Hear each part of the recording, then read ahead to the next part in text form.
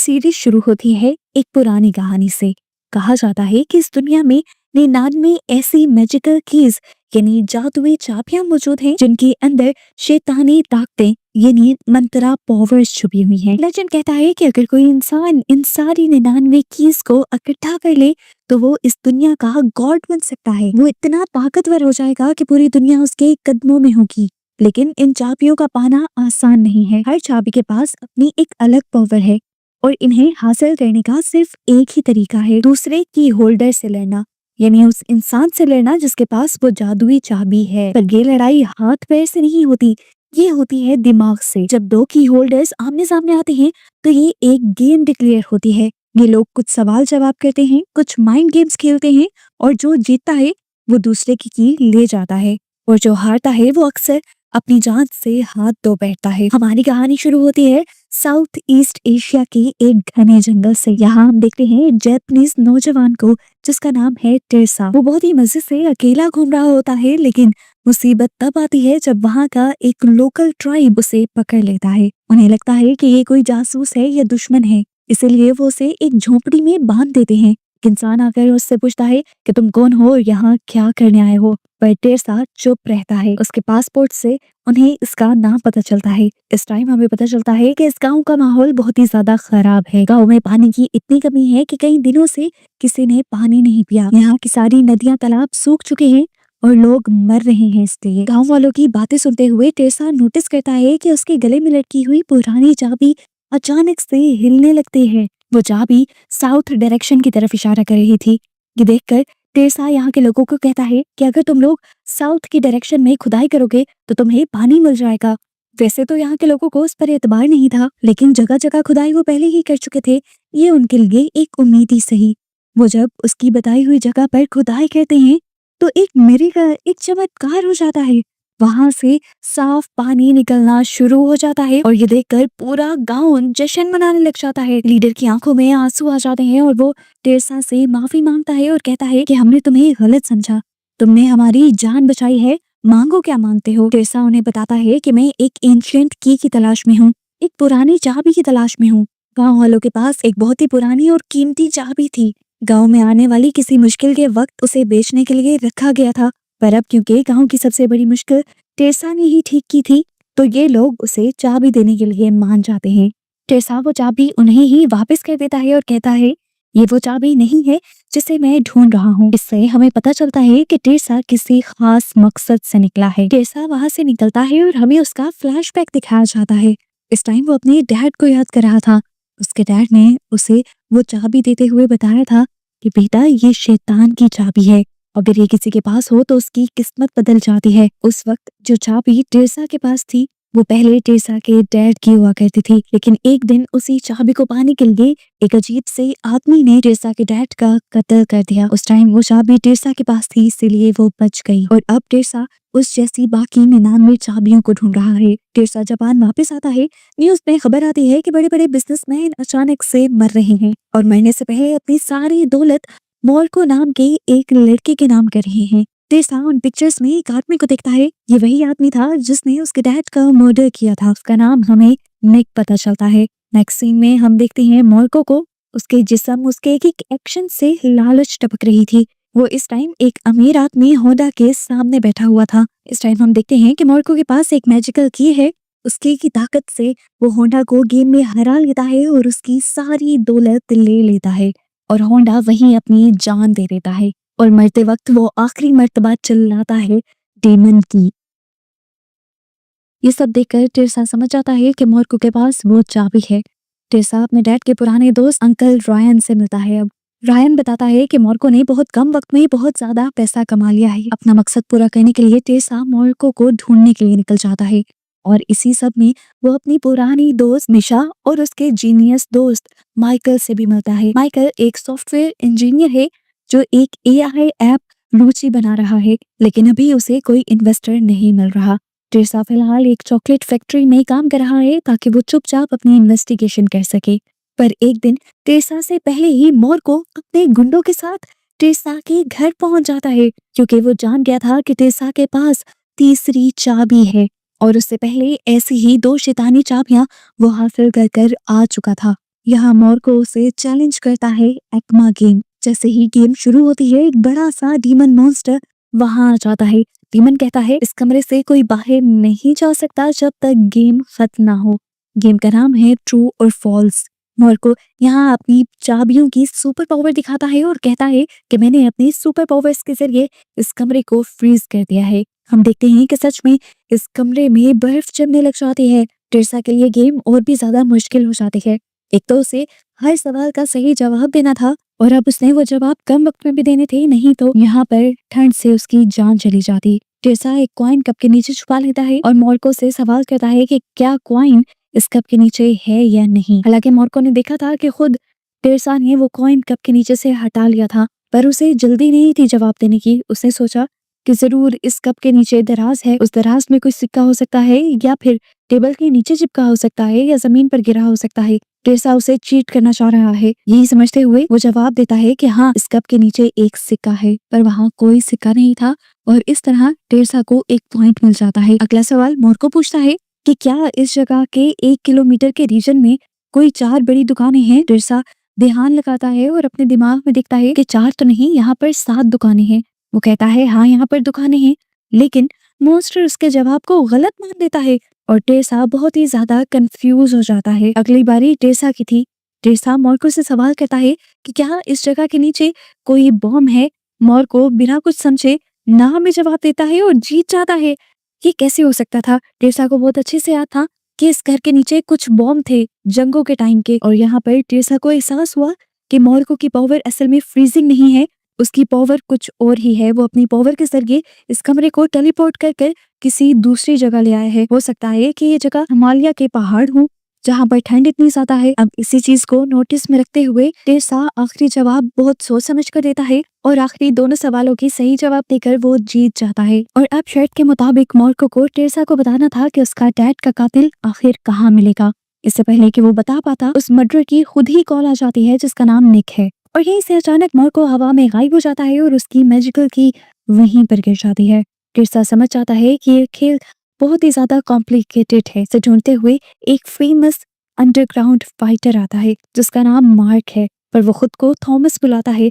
Thomas बहुत ही ज्यादा powerful है और वो इलीगल फाइट्स बहुत ही आसानी से जीत जाता है। इतनी पावर से नहीं, उसके पास मौजूद उसकी मैजिकल की पावर से। थॉमस टिर्सा के दोस्तों माइकल और मिशा पर हमला करता है ताकि टिर्सा गेम खेले। गेम का नाम है शैडो स्टेप। रूल सिंपल है कि अगर तुम अपने दुश्मन के साए के सर पर पांव रख दोगे तो तुम जीत जाओगे। थॉमस बहुत ही ताकतवर है, वो टिर्सा का पीछा करता है। टिर्सा अपनी जान बचाने के लिए भागता है। माइकल और मिशा उसकी मदद करने की कोशिश करते हैं। थॉमस को लगता है कि वो जीत गया, पर टिर्सा ने एक चाल चली थी। उसने कपड़ों से एक नकली पुतला बनाया था। जब थॉमस उस नकली पुतले के साए के सर पर पांव रखता है, उसी वक्त टिर्सा अपनी पावर से टाइम को फ्रीज कर देता है और थॉमस के पीछे आकर उसके साए के सर पर खड़ा हो जाता है और इस तरह टिर्सा ये गेम जीत जाता है। यहाँ टिर्सा की अच्छाई दिखती है, वो थॉमस को मारता नहीं है और उसे छोड़ देता है। बातें करने पर पता चलता है कि थॉमस भी बुरा आदमी नहीं है। असल में उसकी माँ, बहन और बाप को उसी मिस्टीरियस ग्रुप ने मारा था और वो कीज इसीलिए कलेक्ट कर रहा था ताकि वो अपना बदला ले सके। जब दोनों को पता चलता है कि उनका दुश्मन एक ही है, निक, तो थॉमस टिर्सा का बॉडीगार्ड और सबसे लॉयल दोस्त बन जाता है। इन्वेस्टिगेशन करते हुए ये लोग निक की कंपनी तक पहुंच जाते हैं।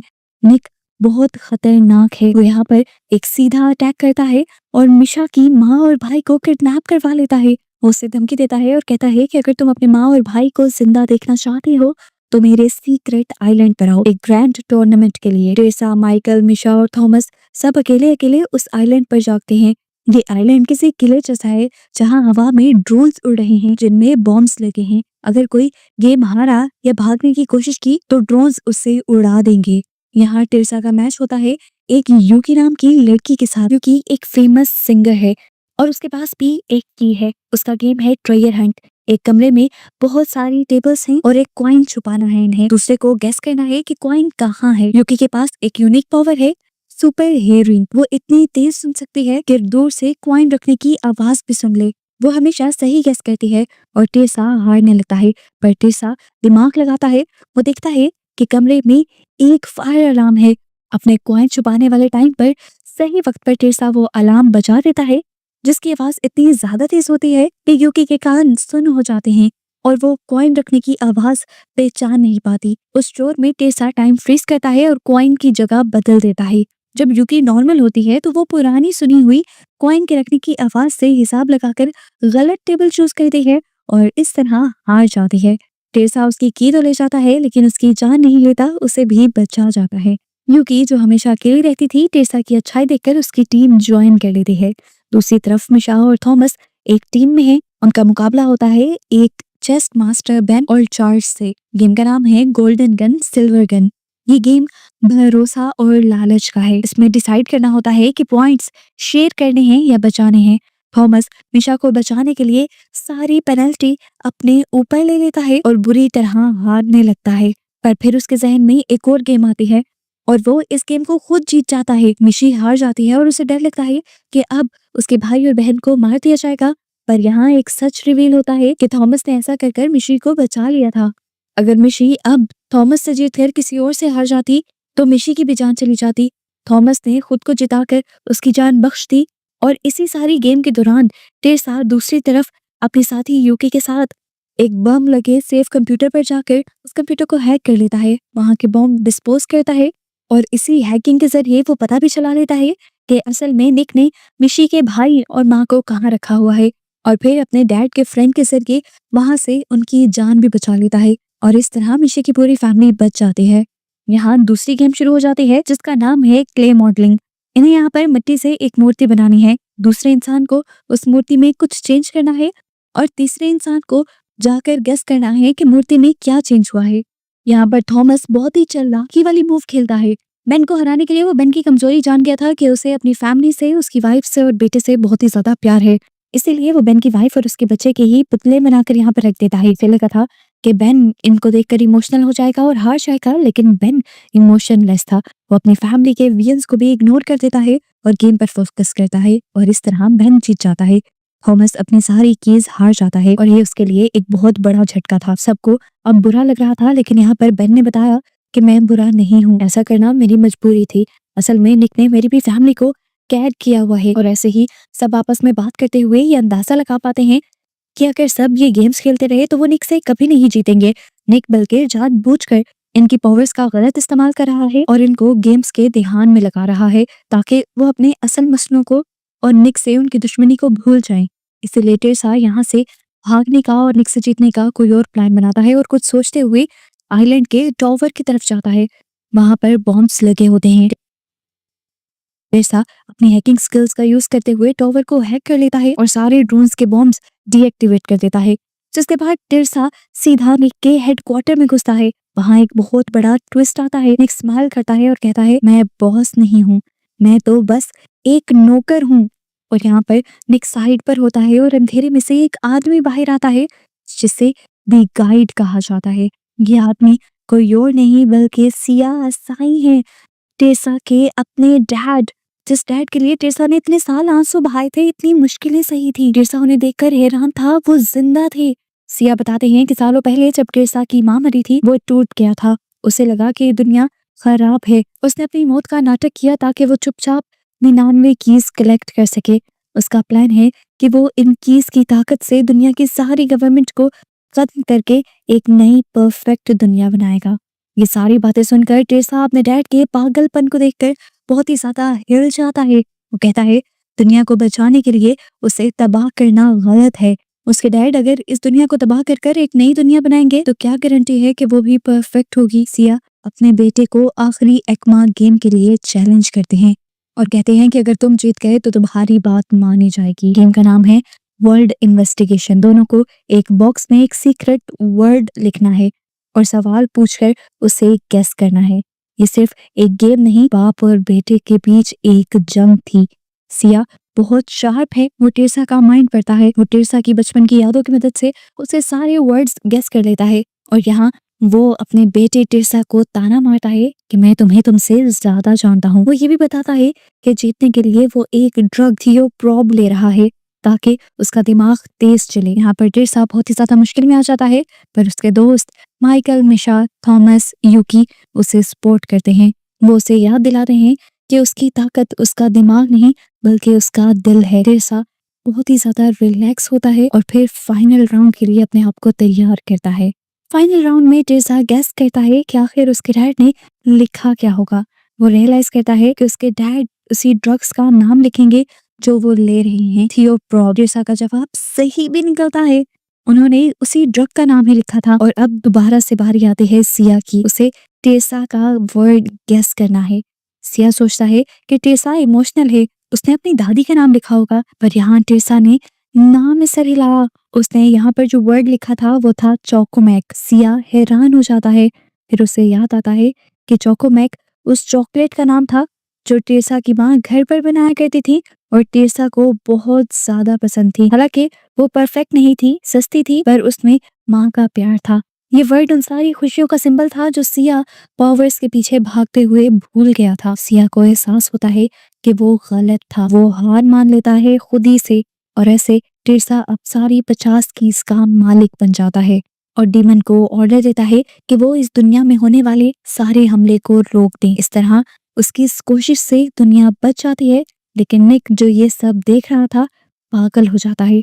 वो गुस्से में अपनी गन निकालता है और टेरेसा पर गोली चला देता है। ठीक उसी पल सिया अपने बेटे के आगे कूद जाता है और गोली सिया अपने सीने में खा लेता है जो पहले उसके बेटे को लगने वाली थी। ये देखते हुए अब निक इस आइलैंड का सेल्फ डिस्ट्रक्शन बटन दबा देता है और यहाँ से भाग जाता है। मरते हुए सिया अपनी गलती मानता है। वो कीज का बैग टेरेसा को देता है और कहता है, जाओ बेटा, कंबोडिया में एक टेम्पल है, वहां इन सभी कीज को हमेशा के लिए डिस्ट्रॉय कर देना।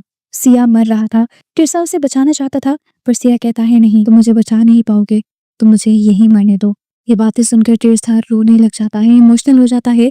एक और मर्तबा वो अपने बाप को खोने जा रहा था, बिल्डिंग गिर रही थी, वो मर जाता। मुश्किल से माइकल और थॉमस उसे खींचकर बाहर ले जाते हैं।